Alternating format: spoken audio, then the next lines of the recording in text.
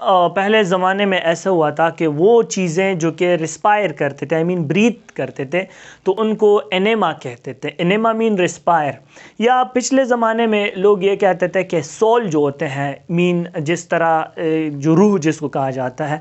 बिस्मिल्लाहिर्रहमानिर्रहीम, अस्सलाम वालेकुम। आज हम डिस्कस करते हैं डाइवर्सिटी अमंग द एनिमल्स को। ये सबसे बेहतरीन चैप्टर है लर्निंग के लिए, क्योंकि इसके अंदर जितने भी एमसीक्यूज़ हैं वो अक्सर थोड़े सी कॉम्प्लिकेशंस की तरफ आपको लेकर जाते हैं, लेकिन इंशाल्लाह मैं आपको कॉम्प्लिकेशन नहीं होने दूंगा। इजी अंदाज में इसको समझने की कोशिश करते हैं। आज का जो लेक्चर है इसमें सारे वो पॉइंट्स हैं जो आपको इस चैप्टर के अंदर एमसीक्यूज़ के तौर पर आ सकते हैं। तो ये लेक्चर जो आज का है ये बहुत इंपॉर्टेंट है, इसको पूरे आपने देखना है, क्योंकि इसमें बहुत सारे एमसीक्यूज़ है जिसमें थोड़े से डिफ़िकल्टीज़ होती है, लेकिन वो इंशाल्लाह दूर करने की कोशिश करते हैं कि वो कौन कौन सी डिफ़िकल्टीज़ हैं।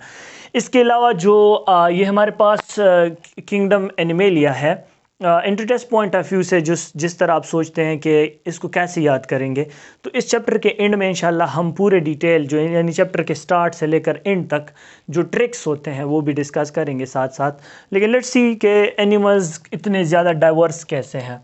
एनिमल्स जो है ये पहले ज़माने में ऐसा हुआ था कि वो चीज़ें जो कि रिस्पायर करते थे, आई मीन ब्रीथ करते थे, तो उनको एनेमा कहते थे। Enema mean respire.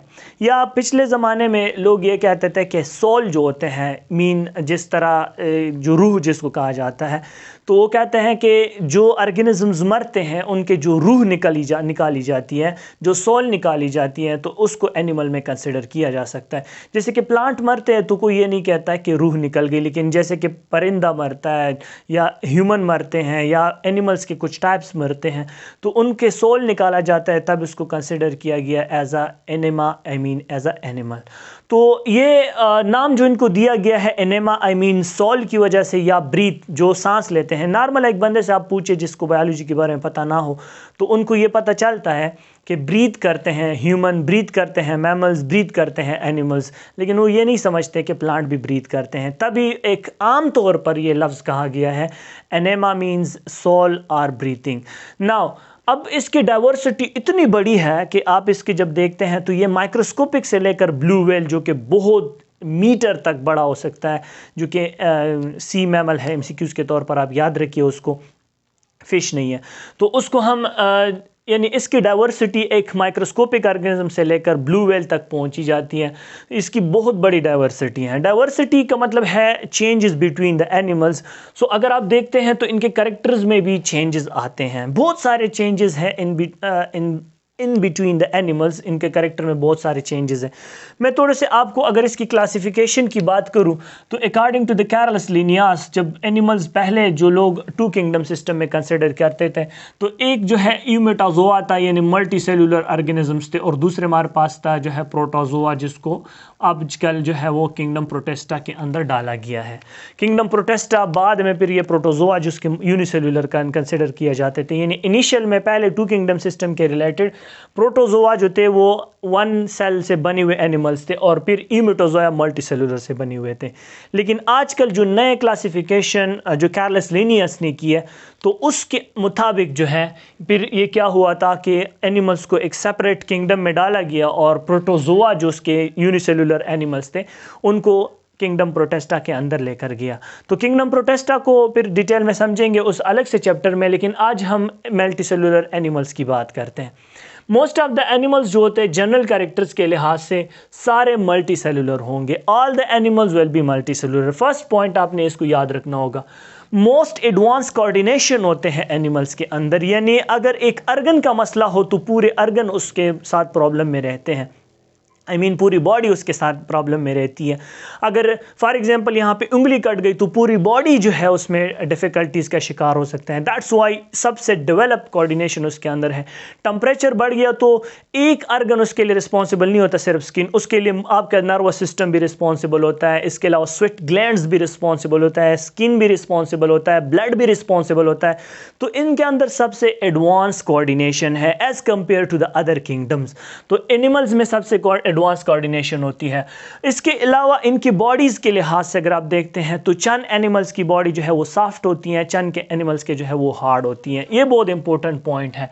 इसके अलावा अगर आप इसके डाइजेस्टिव सिस्टम की बात करते हैं तो all the animals should be heterotrophs, mean it will get the food from the other organism are is considered to be as a heterotroph और heterotroph, both word is use for it. मतलब ये दूसरों से खुराक लेते हैं as a digestion के तौर पर, ये दूसरों से लेते हैं, इनके अंदर अपनी खुराक तैयार नहीं होती, मीन ग्लूकोज तैयार नहीं होता, as like the photosynthesis process that occurs in the plants. Now अगर आप इनकी डाइजेस्टिव सिस्टम की बात करते हैं तो नो डेफिनेट डाइजेस्टिव सिस्टम भी होता है जिसमें डाइजेस्टिव सिस्टम होता ही नहीं है, तो उसमें हमारे पास आते हैं ईजी स्पॉन्जेस, यानी स्पॉन्जेस जो है उनका डाइजेस्टिव सिस्टम नहीं होता, वो डायरेक्टली उनके अंदर फूड जाते हैं, जिसको मैं स्पॉन्जेस में डिटेल में समझा भी दूंगा डाइजेस्टिव सिस्टम कैसे नहीं होता, क्यों नहीं होता है, इसको डिस्कस करेंगे। लेकिन ये MCQs हैं, अब ये जितने भी मैं पॉइंट्स बताता रहता हूँ ये सारे MCQs हैं। अच्छा, इसके अलावा रोडोमेंट्री डाइजेस्टिव सिस्टम, उस सिस्टम ये टेपवर्म के अंदर होता है। In no digestive system and rudimentary digestive system. Rudimentary digestive system वो सिस्टम होता है जिसमें जो ऑर्गेनिज्म होता है वो डाइजेस्टेड फूड लेकर जाते हैं। आपने टेपवर्म के अंदर देखा होगा कि ह्यूमन से वो डाइजेस्टेड फूड को लेकर जाते हैं। इसके अलावा डाइजेस्टिव सिस्टम जो है वन ओपनिंग वाले होते हैं, यानी एक साइड से इंजेस्ट भी करते हैं, एक साइड से निकाल भी जाता है, जिसको प्लेनेरिया कहते हैं, उसको हम डिस्कस करेंगे इंशाल्लाह वेरी डिटेल।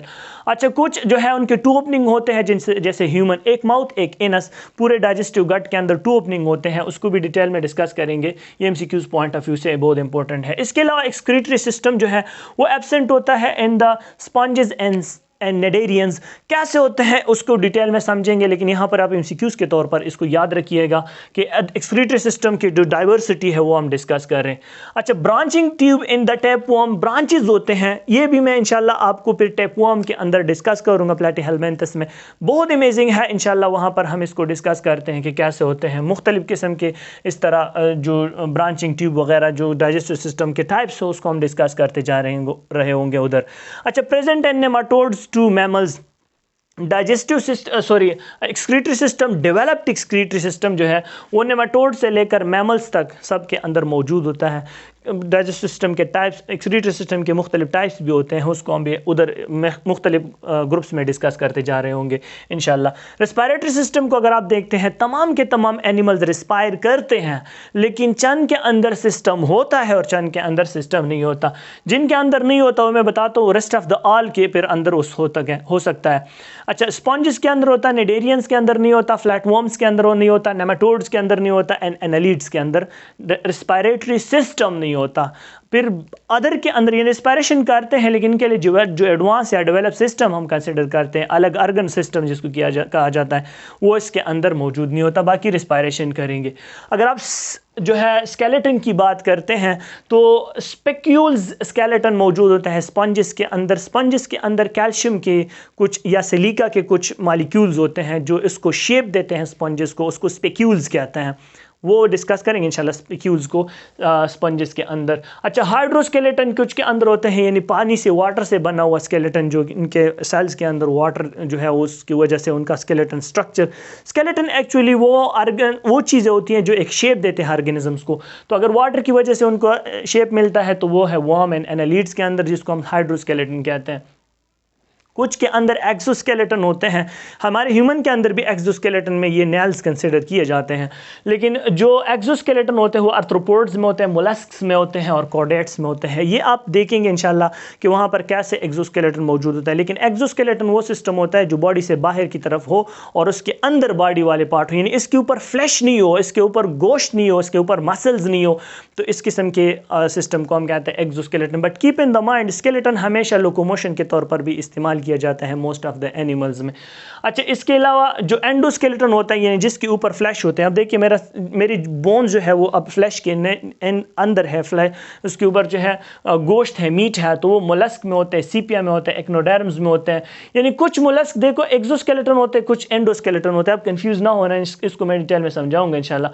कॉर्डेट्स के अंदर highly develop in the vertebrates, जो आपको सामने नजर आ रहा हूँ मैं, वर्टिब्रेट्स में सबसे ज़्यादा डेवलप होते हैं और द लोकोमोशन प्रोसेस को इस्तेमाल करते हैं। अगर आप सर्कुलेटरी सिस्टम की बात करते हैं तो वो sponges, cnidarians, round worm and flat worm के अंदर एब्सेंट होता है, यानी सर्कुलेटरी, इनका प्रॉपर सर्कुलेटरी सिस्टम नहीं होता। फिर इसके अंदर हम पढ़ेंगे open circulatory system, close circulatory system, वो डिटेल मुख्तलिफ क्लासेस के अंदर हम डिस्कस करते जा रहे होंगे। प्रेजेंट होते हैं फ्रॉम एनालीड टू कॉर्डेट्स, यानी एनालीड से लेकर कॉर्डेट के अंदर सर्कुलेटरी सिस्टम होता है। कौन सा होता है ये फिर उसके अलग अलग चैप्टर में, अलग अलग पोर्शन में हम डिस्कस करते जाएंगे। रिप्रोडक्शन की बात करते हैं, जो कि मेजर प्रॉपर्टी है सारे ऑर्गेनिजम्स की, अपनी स्पीशी को बचाव करने के लिए, अपनी स्पीशी को ज़्यादा करने के लिए। All the animals want to reproduce because every animals want to stay in this world, that's why it reproduces. So reproduction की बात करते हैं तो इनमें एसेक्सुअल रिप्रोडक्शन भी पाया जाता है, बहुत बड़ी डाइवर्सिटी तब इसकी वजह से। एसेक्सुअल रिप्रोडक्शन में स्पॉन्जेस एंड नेडेरियंस के अंदर जो है एसेक्सुअल रिप्रोडक्शन होता है, जबकि rest of the all organisms उनके अंदर क्या होता है कि वो सेक्सुअल रिप्रोडक्शन करते हैं। अच्छा, एडल्ट हमेशा याद रखिए कि जितने भी एनिमल्स होते हैं उनके अंदर लाइफ साइकिल होती है, और उस लाइफ साइकिल में सबसे एडल्ट एनिमल्स जहाँ पे भी होते हैं वो डिप्लोब्लास्ट होते हैं, डिप्लॉयड होते हैं। डिप्लॉयड का मतलब ये है कि उनके अंदर के जो सेल है, उनके हर एक सेल के अंदर क्रोमोसोम जो है वो 2n नंबर होते हैं। अच्छा, इसके अलावा रीजनरेशन की बात करते हैं तो regeneration exhibited by some species of the animals, I mean some classes of the animal, जिसमें रीजनरेशन किस चीज़ को कहते हैं, एक ऑर्गन जब काटा जाता है और वो दोबारा रीजनरेट हो जाते हैं, जैसे कि टेल ऑफ द लेजर्ड जो है, या अगर आप देखते हैं स्टारफिश को मिड में काटते हैं तो 2 ऑर्गेनिज्म बनते हैं। प्लानेरिया को अगर आप देखेंगे, जो मैं डिटेल में समझाऊंगा 1 by 1, तो उस स्पंजेस में होता है, सब नेडेरियंस में होता है, एनालिड्स में होता है, क्रस्टेशियंस में होते हैं जो, एंड इकोनोडर्म्स में होते हैं, जिसको मैं डिटेल में समझाऊंगा। सो होप ये सारे MCQs आप याद करेंगे इंशाल्लाह फॉर द टेस्ट। जो भी आप टेस्ट देते हैं तो उसके लिए आपने इंशाल्लाह प्रिपेयर करने होंगे, और इस चैप्टर के अंदर जो अमेजिंग फैक्ट्स होते हैं उनको 1 by 1 डिस्कस करेंगे। सो स्टे कनेक्टेड और अपने फ्रेंड्स के साथ शेयर करते जाएं ताकि वो लोग इससे फ़ायदा ले सकें।